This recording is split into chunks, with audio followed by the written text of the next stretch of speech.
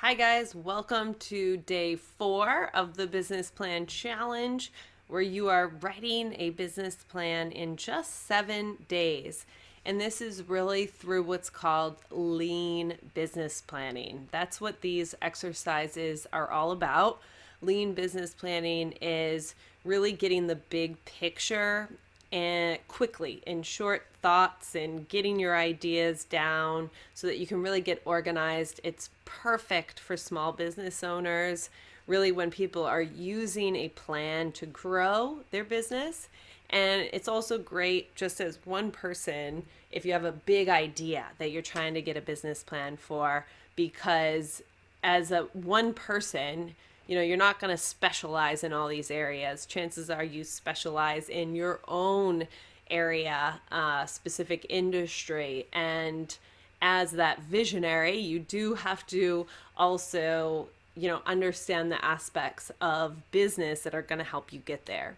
So that's why this challenge is over 7 days, so that you can get in the habit of kind of giving a little bit of time each day through to thinking through these aspects of business.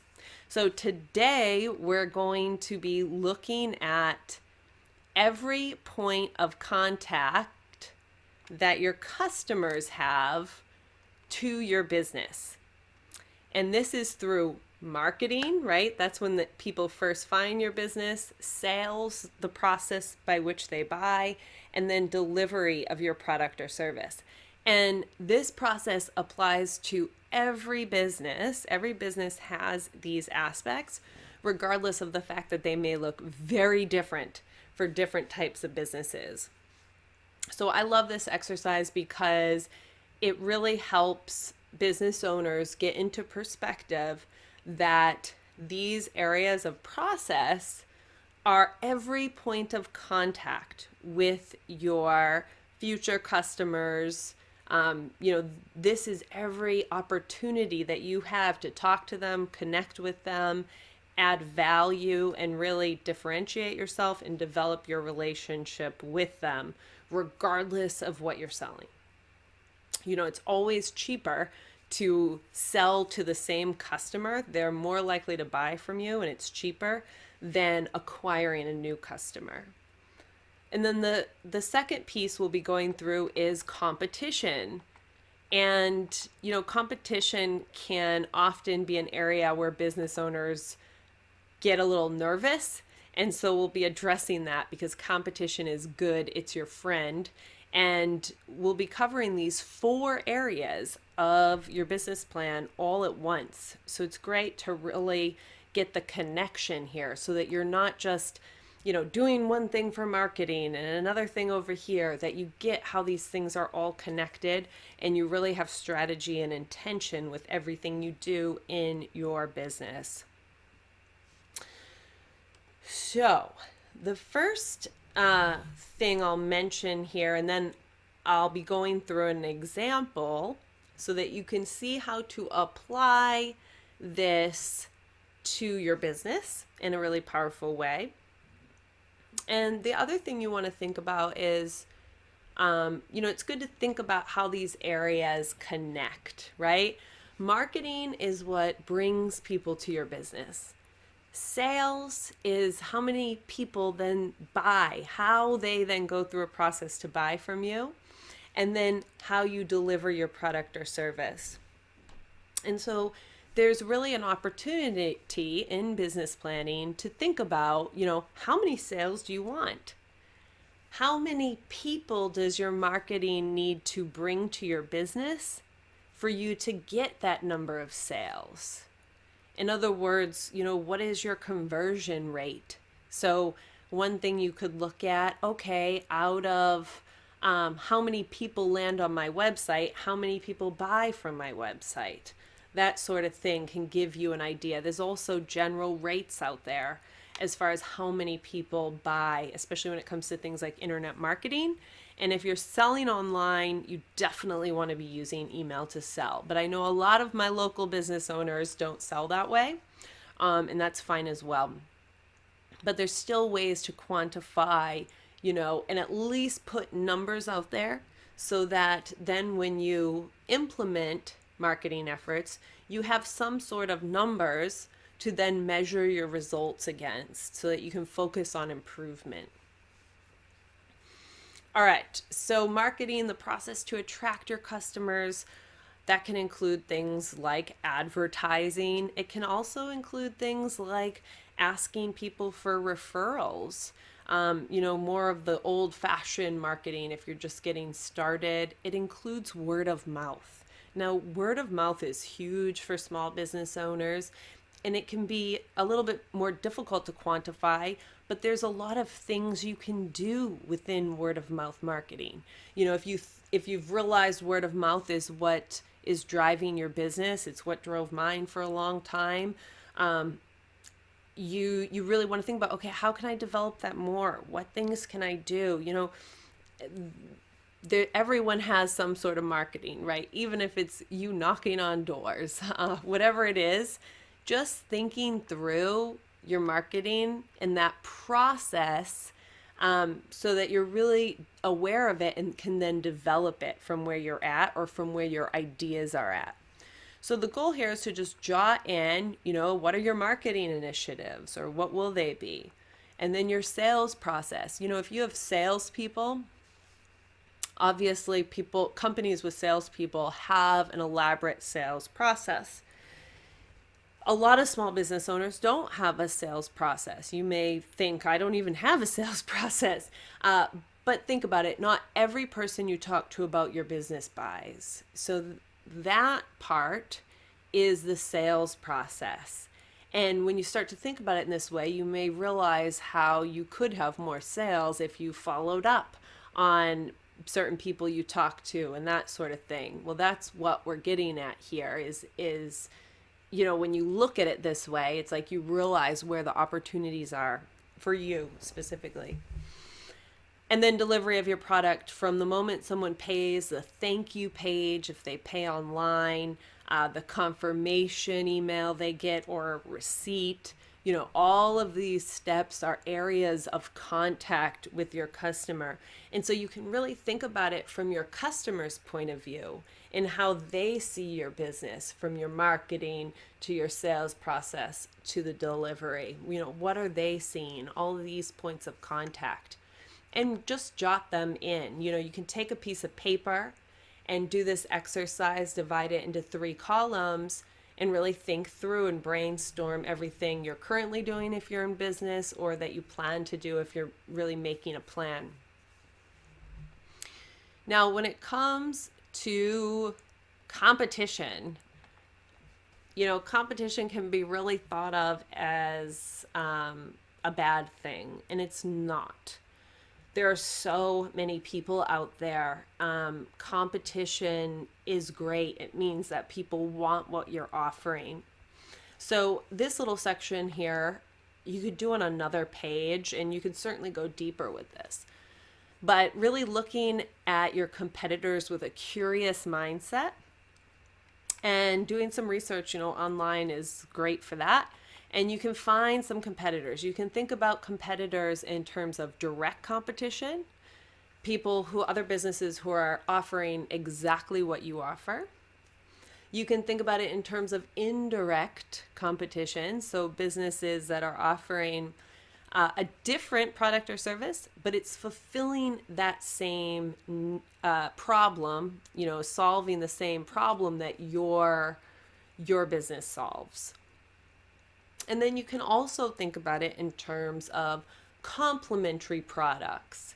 So if there's a bigger business that has a complementary product and already has distribution systems set up and is a very big company, they could see what you're doing and then build that into their business model, right, and very quickly expand. Now, I know a lot of businesses or business owners or those to be who might hear that or notice that and push it aside and not want to think about it. That's the exact opposite of what you want to do with competition. You want to embrace it with a curious mind. And the more you learn about it, the more you're in a place to see opportunities around that area. And, one thing to keep in mind, if you do create a business plan for investors to invest in, If they see someone say there's no competition, they would immediately probably not invest in that business because they're investing in the people. And if they see a leader who doesn't want to look at competition, they know that they have a long way to grow and understand the purpose of looking at competition. So just keep that in mind. Smart business leaders embrace the competition. And so some things to think about if you find 3 competitors and jot them in, why, how are they competition? And then what can you learn from them, right? Especially what are they doing that's working great? How do they stand out? And then how are you, better than them? How do you differentiate from them? Now, another way to think about competition is a business that is where you want to get to. And that can be called a benchmark.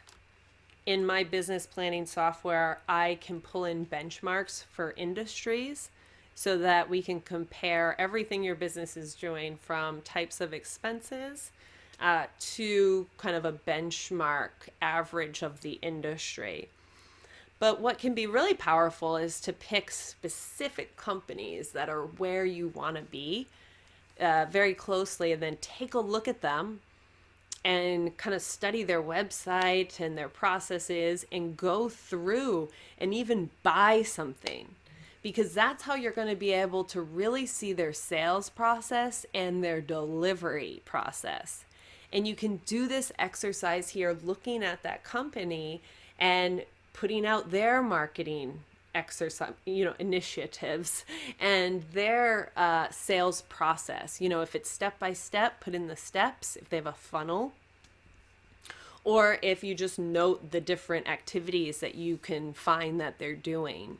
And of course, this might not be straightforward, so I wanted to give you an example, and it will really help you with both of these aspects. So, in Hawaii, doing Christmas shopping, I was finding a lot of small jewelry businesses and talking to the owners. And I talked to 2 in particular. They were both really interested in growing. We always end up on my work topic. I love business.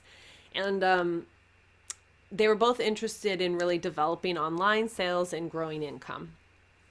So if they had set their goal to maybe make $10,000 or $20,000 a month, and to do that through online, they know they want to go online, that's the route, then they might find a business that they think is at that level. Now you can kind of tell, right, from a website, and you'd be surprised the information businesses will give about their income and their story on their about page.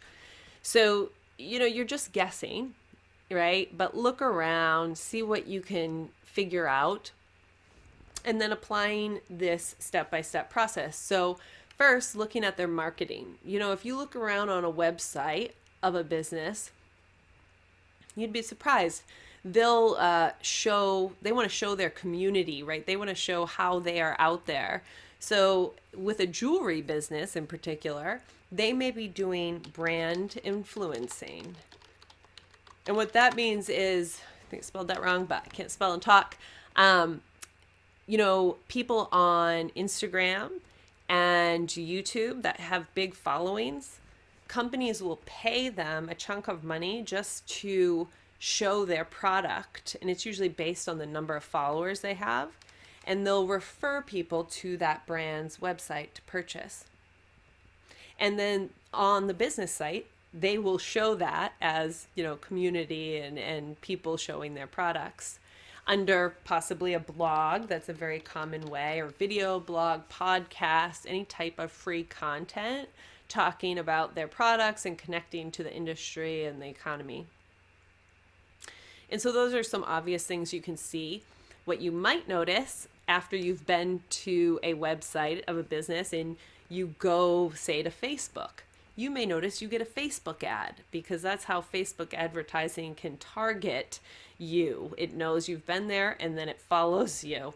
So that would tell you if they're doing Facebook ads and possibly even Google advertisements. If you've ever been looking at a product and then, or a website business, and then you go to another page that has Google advertisements, and you'll see an ad for that site you were just on. So you would be able to see if a company is doing that, right? By browsing and then clicking around later.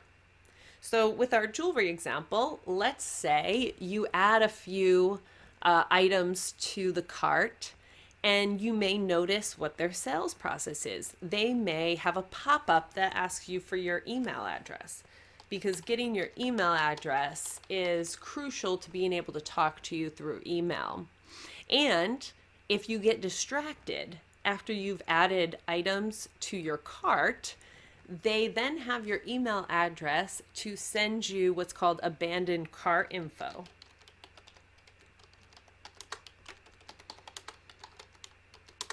Abandoned cart feature.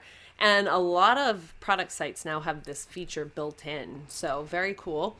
And of course, you have to get their email address somehow. So you would do that through offering them something for free with products. Using something like a coupon is a really good way to do that. Now, let's say you are adding items to the cart. You may notice that they have an offer to buy one item and get a complimentary item, package items, for a discounted amount. Sometimes it's not even discounted, it's just showing the two products, and it's called bundling products. That can be especially effective for things like jewelry and items that go together, right? You'll notice that Amazon does that, and it can be really effective. I've heard it increases sales something like around 30%. So very cool. Now, let's say you go to check out and you've entered your information, but the sale isn't over yet, and you may find what's called a one-time offer. And that means that they may show other jewelry and say, if you buy this now, you get it at a deep discount, and have like 3 or 4 options to choose from that you can add to the cart. And that's common in online education and other industries as well. So I would recommend, especially with something like jewelry, actually buying from the company to learn about the delivery of the product or service, because it may be hard to learn about that without actually doing it. So once you finish payment, the next screen is usually some sort of thank you page, which could encourage people to engage with them on social media, right? It's an opportunity to talk to the customer more. Then they're going to get a confirmation email or a receipt if you're an in-person business.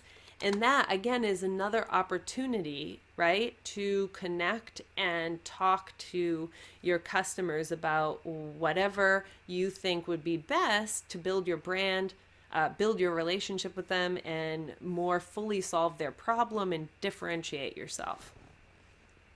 So really thinking that through, what else can you do? How can you get creative, right? With something like jewelry products, they may ask them to post pictures of themselves wearing the jewelry, some sort of competition or engagement. So I'm sure you kind of get the picture here. Maybe when the product is shipped, they get another email. And then maybe when the product's been delivered a week later or something, they get another email asking them how they like the product, that sort of thing. So you get the picture here. And as you can see, you can learn a lot from a business that's further along just by going through the process yourself as a customer. And, a lot of these things are, that's a strategy, right, that I just laid out from my own product sale knowledge. But you can learn a lot from that, and a lot about different things that you can do very quickly, right, without like going the other direction and learning that way. So that's why this is such a powerful exercise, and I gave it to you today in day 4 of our business plan challenge. Now, in this spreadsheet, which you can get access to once all the videos are posted, there's more about digging into a marketing plan and the sales plan. But this exercise is all for today. It's a pretty big exercise. So certainly just even learning about thinking about business in this way can be really powerful and helpful for you. So I'd love to hear from you in the comments below, especially if you've thought about your business this way and about your customer experience through each of these areas. And if you've had any ideas while listening to this video or doing the exercise afterwards, I would love to hear about it.